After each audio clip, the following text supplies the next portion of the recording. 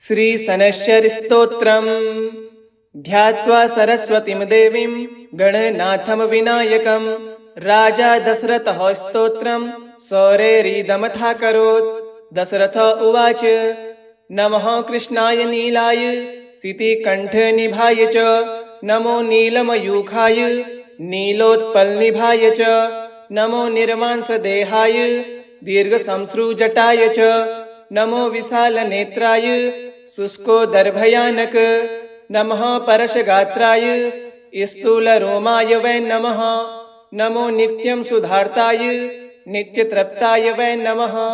नमः कालाग्रिरूपाय कृतान्तक नमोऽस्तु ते। नमस्ते कोटिराक्षाय दुर्निरीक्षाय वै नमः। नमो घोराय रौद्राय भीषणाय करालिने नमस्ते सर्वभक्षाय वलिमुख नमोऽस्तु ते। सूर्यपुत्र नमस्तेस्तु भास्करे भयदायक अधोदृष्टे नमस्तुभ्यं वपुश्याम नमोऽस्तु ते। नमो मन्दगते तुभ्यं निस्त्रिंसाय नमो नमः। तपसा दग्धदेहाय नित्यरोगरताय च नमस्ते ज्ञाननेत्राय काश्यपात्मजसूनवे। तुष्टो ददासि वैराज्यं रुष्टो हर्षितक्षणात् देवासुरमनुष्याश्च पशुपक्षी सरिसर्पः तव्या विलोकितासौरे दैन्यमासु व्रजन्ति च। ब्रह्मा शक्रो यमश्चैव ऋषयः सप्ततारका राजभृष्टा च ते सर्वे तव दृष्ट्या विलोकिता। देशानगरग्रामस्य दीपास्तेवाद्रियस्तथा रौद्रादृष्ट्या तु वे दृष्टः क्षयं गच्छन्ति तत्क्षणात्। प्रसादं कुरु मे शौरे वरार्थेऽहं तवाश्रितः शौरे शंशवापराधं सर्वभूतहिताय च। ध्यात्वा सरस्वतीं देवीं गणनाथं विनायकं राजा दशरथः स्तोत्रं सौरेरिदमथाकरोत्। दशरथ उवाच नमः कृष्णाय नीलाय सितिकण्ठनिभाय च नमो नीलमयूखाय नीलोत्पलनिभाय च नमो निर्मांसदेहाय दीर्घशंश्रुजटाय च नमो विशालनेत्राय शुष्कोदरभयानक नमः परशगात्राय स्थूलरोमाय वै नमः। नमो नित्यं सुधार्ताय नित्यतृप्ताय वै नमः। नमः कालाग्रिरूपाय कृतान्तक नमोऽस्तु ते। नमस्ते कोटिराक्षाय दुर्निरीक्षाय वै नमः। नमो घोराय रौद्राय भीषणाय करालिने नमस्ते सर्वभक्षाय वलिमुख नमोऽस्तु ते। सूर्यपुत्र नमस्तेस्तु भास्करे भयदायक अधोदृष्टे नमस्तुभ्यं वपुश्याम नमोऽस्तु ते। नमो मन्दगते तुभ्यं निस्त्रिंसाय नमो नमः। तपसा दग्धदेहाय नित्यरोगरताय च नमस्ते ज्ञाननेत्राय काश्यपात्मजसूनवे। तुष्टो ददासि वैराज्यं रुष्टो हर्षितक्षणात् देवासुरमनुष्याश्च पशुपक्षी सरिसर्पः तव्या विलोकितासौरे दैन्यमासु व्रजन्ति च। ब्रह्मा शक्रो यमश्चैव ऋषयः सप्ततारका राजभृष्टा च ते सर्वे तव दृष्ट्या विलोकिता। देशानगरग्रामस्य दीपास्तेवाद्रियस्तथा रौद्रादृष्ट्या तु वे दृष्टः क्षयं गच्छन्ति तत्क्षणात्।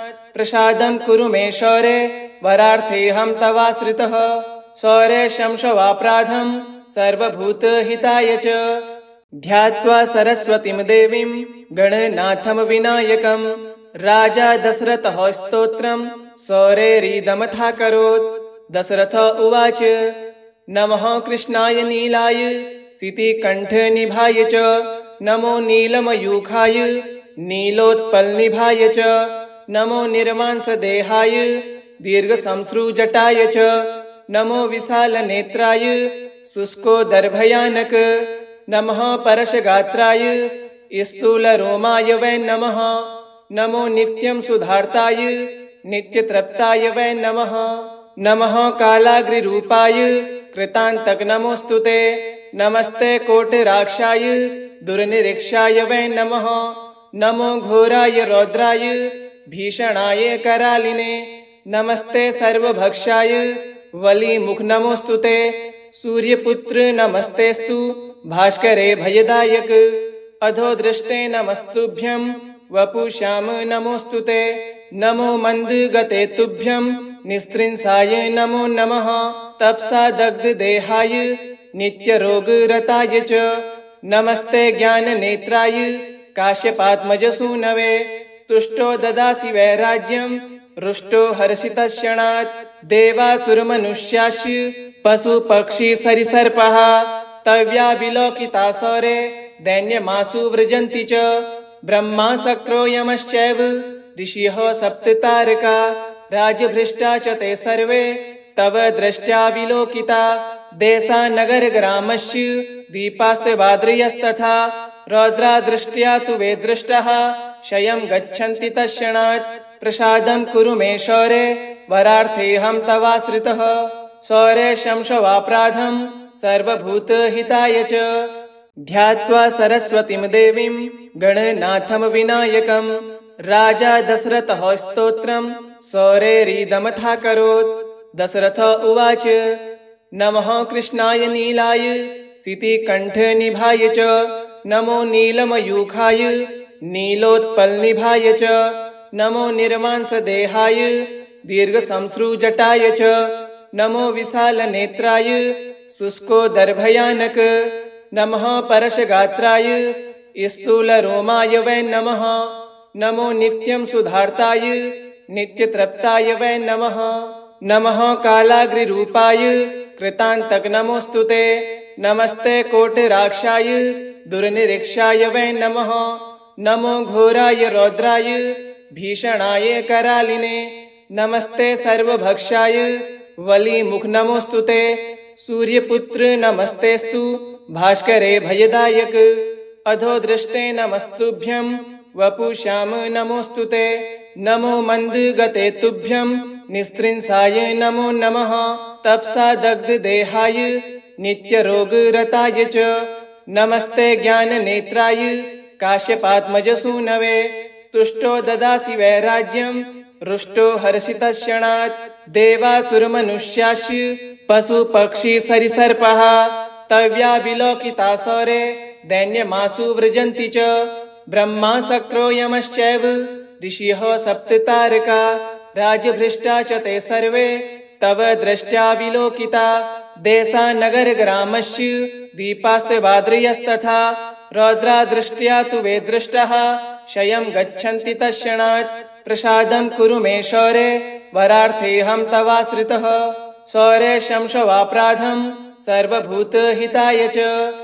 ध्यात्वा सरस्वतीं देवीं गणनाथं विनायकं राजा दशरथः स्तोत्रं शौरेरिदमथाकरोत् दशरथ उवाच नमः कृष्णाय नीलाय सितिकण्ठनिभाय च नमो नीलमयूखाय नीलोत्पलनिभाय च नमो निर्मांसदेहाय दीर्घशंश्रुजटाय च नमो विशालनेत्राय शुष्कोदरभयानक नमः परशगात्राय स्थूलरोमाय वै नमः नमो नित्यं सुधार्ताय नित्यतृप्ताय वै नमः नमः कालाग्रिरूपाय कृतान्तक नमोस्तुते नमस्ते कोटिराक्षाय दुर्निरीक्षाय वै नमः नमो घोराय रौद्राय भीषणाय करालिने नमस्ते सर्वभक्षाय वलिमुख नमोस्तुते सूर्यपुत्र नमस्तेस्तु भास्करे भयदायक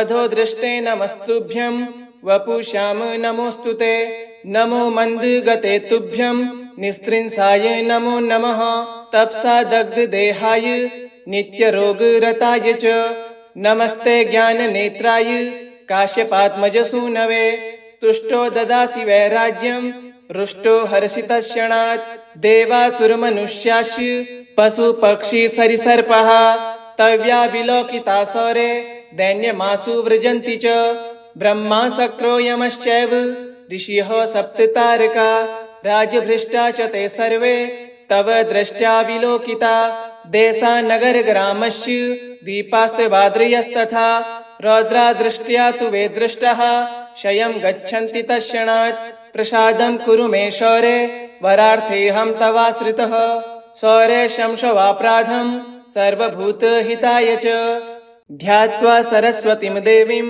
गणनाथं विनायकं राजा दशरथः स्तोत्रं सौरेरिदमथाकरोत्। दशरथ उवाच नमः कृष्णाय नीलाय सितिकण्ठनिभाय च नमो नीलमयूखाय नीलोत्पलनिभाय च नमो निर्मांसदेहाय दीर्घसंश्रुजटाय च नमो विशालनेत्राय शुष्कोदरभयानक नमः परशगात्राय स्थूलरोमाय वै नमः।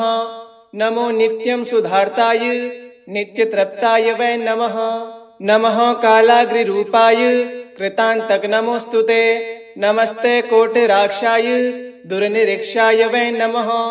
नमो घोराय रौद्राय भीषणाय करालिने नमस्ते सर्वभक्षाय वलिमुख नमोऽस्तुते सूर्यपुत्र नमस्तेस्तु भास्करे भयदायक अधोदृष्टे नमस्तुभ्यं वपुश्याम नमोऽस्तुते नमो मन्दगते तुभ्यं निस्त्रिंसाय नमो नमः। तपसा दग्धदेहाय नित्यरोगरताय च नमस्ते ज्ञाननेत्राय काश्यपात्मजसूनवे तुष्टो ददासि वैराज्यं रुष्टो हर्षितक्षणात् देवासुरमनुष्याश्च पशुपक्षी सरिसर्पः तव्या विलोकितासौरे दैन्यमासु व्रजन्ति च ब्रह्मा शक्रो यमश्चैव ऋषयः सप्ततारका राजभृष्टा च ते सर्वे तव दृष्ट्या विलोकिता देशानगरग्रामस्य दीपास्तेवाद्रियस्तथा रौद्रादृष्ट्या तु वे दृष्टः क्षयं गच्छन्ति तत्क्षणात् प्रसादं कुरु मे शौरे वरार्थेऽहं तवाश्रितः शौरे शंशवापराधं सर्वभूतहिताय च ध्यात्वा सरस्वतीं देवीं गणनाथं विनायकं राजा दशरथः स्तोत्रं सौरेरिदमथाकरोत्। दशरथ उवाच नमः कृष्णाय नीलाय सितिकण्ठनिभाय च नमो नीलमयूखाय नीलोत्पलनिभाय च नमो निर्मांसदेहाय दीर्घसंश्रुजटाय च नमो विशालनेत्राय शुष्कोदरभयानक नमः परशगात्राय स्थूलरोमाय वै नमः। नमो नित्यं सुधार्ताय नित्यतृप्ताय वै नमः। नमः कालाग्निरूपाय कृतान्तक नमोऽस्तुते नमस्ते कोटिराक्षाय दुर्निरीक्षाय वै नमः। नमो घोराय रौद्राय भीषणाय करालिने नमस्ते सर्वभक्षाय वलिमुख नमोऽस्तुते सूर्यपुत्र नमस्तेस्तु भास्करे भयदायक अधोदृष्टे नमस्तुभ्यं वपुश्याम नमोऽस्तुते नमो मन्दगते तुभ्यं निस्त्रिंसाय नमो नमः। तपसा दग्धदेहाय नित्यरोगरताय च नमस्ते ज्ञाननेत्राय काश्यपात्मजसूनवे तुष्टो ददासि वैराज्यं रुष्टो हर्षितक्षणात् देवासुरमनुष्याश्च पशुपक्षी सरिसर्पः तव्या विलोकितासौरे दैन्यमासु व्रजन्ति च ब्रह्मा शक्रो यमश्चैव ऋषयः सप्ततारका राजभृष्टा च ते सर्वे तव दृष्ट्या विलोकिता देशानगरग्रामस्य दीपास्तेवाद्रियस्तथा रौद्रादृष्ट्या तु वे दृष्टः क्षयं गच्छन्ति तत्क्षणात् प्रसादं कुरु मे शौरे वरार्थेऽहं तवाश्रितः शौरे शंशवापराधं सर्वभूतहिताय च ध्यात्वा सरस्वतीं देवीं गणनाथं विनायकं राजा दशरथः स्तोत्रं सौरेरिदमथाकरोत्। दशरथ उवाच नमः कृष्णाय नीलाय सितिकण्ठनिभाय च नमो नीलमयूखाय नीलोत्पलनिभाय च नमो निर्मांसदेहाय दीर्घसंश्रुजटाय च नमो विशालनेत्राय शुष्कोदरभयानक नमः परशगात्राय स्थूलरोमाय वै नमः। नमो नित्यं सुधार्ताय नित्यतृप्ताय वै नमः। नमः कालाग्निरूपाय कृतान्तक नमोऽस्तुते नमस्ते कोटिराक्षाय दुर्निरीक्षाय वै नमः। नमो घोराय रौद्राय भीषणाय करालिने नमस्ते सर्वभक्षाय वलिमुख नमोऽस्तुते सूर्यपुत्र नमस्तेस्तु भास्करे भयदायक अधो दृष्टे नमस्तुभ्यं वपुश्याम नमोस्तुते नमो मंदगते तुभ्यं निस्त्रिंसाय नमो नमः तपसा दग्ध देहाय नित्य रोग रताय च नमस्ते ज्ञान नेत्राय काश्यपात्मज सूनवे तुष्टो ददासि वैराज्यं रुष्टो हर्षितक्षणात् देवासुरमनुष्याश्च पशु पक्षी सरिसर्पः तव्या विलोकितासौरे दैन्यमासु व्रजन्ति च ब्रह्मा शक्रो यमश्चैव ऋषिः सप्ततारका राजभृष्टा च ते सर्वे तव दृष्ट्या विलोकिता देशा नगर ग्रामश्च दीपास्तेवाद्रियस्तथा रौद्रा दृष्ट्या तु वे दृष्टः क्षयं गच्छन्ति तत्क्षणात् प्रसादं कुरु मे शौरे वरार्थेऽहं तवाश्रितः शौरे शंशवापराधं सर्वभूतहिताय च ध्यात्वा सरस्वतीं देवीं गणनाथं विनायकं राजा दशरथः स्तोत्रं शौरेरिदमथाकरोत् दशरथ उवाच नमः कृष्णाय नीलाय सितिकण्ठनिभाय च नमो नीलमयूखाय नीलोत्पलनिभाय च नमो निर्मांसदेहाय दीर्घशंश्रुजटाय च नमो विशालनेत्राय शुष्कोदरभयानक नमः परशगात्राय स्थूलरोमाय वै नमः नमो नित्यं सुधार्ताय नित्यतृप्ताय वै नमः नमः कालाग्रिरूपाय कृतान्तक नमोस्तुते नमस्ते कोटिराक्षाय दुर्निरीक्षाय वै नमः नमो घोराय रौद्राय भीषणाय करालिने नमस्ते सर्वभक्षाय वलीमुख नमोस्तुते सूर्यपुत्र नमस्तेस्तु भास्करे भयदायक अधो दृष्टे नमस्तुभ्यं वपुश्याम नमोस्तुते नमो मंदगते तुभ्यं निस्त्रिंसाय नमो नमः तपसा दग्ध देहाय नित्य रोग रताय च नमस्ते ज्ञान नेत्राय काश्यपात्मज सूनवे तुष्टो ददासि वैराज्यं रुष्टो हर्षितक्षणात् देवासुरमनुष्याश्च पशु पक्षी सरिसर्पः तव्या विलोकितासौरे दैन्यमासु व्रजन्ति च ब्रह्मा शक्रो यमश्चैव ऋषिः सप्ततारका राजभृष्टा च ते सर्वे तव दृष्ट्या विलोकिता देशा नगर ग्रामश्च दीपास्तेवाद्रियस्तथा रौद्रा दृष्ट्या तु वे दृष्टः क्षयं गच्छन्ति तत्क्षणात् प्रसादं कुरु मे शौरे वरार्थेऽहं तवाश्रितः शौरे शंशवापराधं सर्वभूतहिताय च ध्यात्वा सरस्वतीं देवीं गणनाथं विनायकं राजा दशरथः स्तोत्रं शौरेरिदमथाकरोत् दशरथ उवाच नमः कृष्णाय नीलाय सितिकण्ठनिभाय च नमो नीलमयूखाय नीलोत्पलनिभाय च नमो निर्मांसदेहाय दीर्घशंश्रुजटाय च नमो विशालनेत्राय शुष्कोदरभयानक नमः परशगात्राय स्थूलरोमाय वै नमः नमो नित्यं सुधार्ताय नित्यतृप्ताय वै नमः नमः कालाग्रिरूपाय कृतान्तक नमोस्तुते नमस्ते कोटिराक्षाय दुर्निरीक्षाय वै नमः नमो घोराय रौद्राय भीषणाय करालिने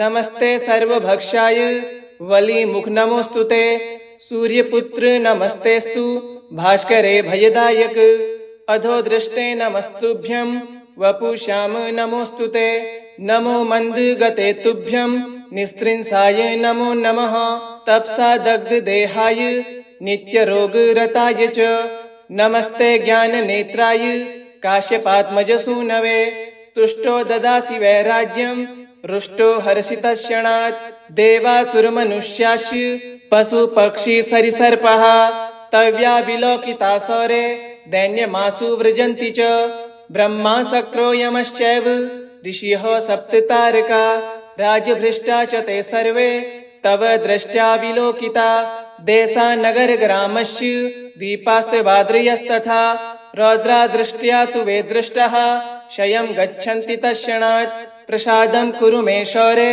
वरार्थेऽहं तवाश्रितः शौरे शंशवापराधं सर्वभूतहिताय च। इति श्री दशरथकृत श्री शनिस्तोत्रम् सम्पूर्णम्।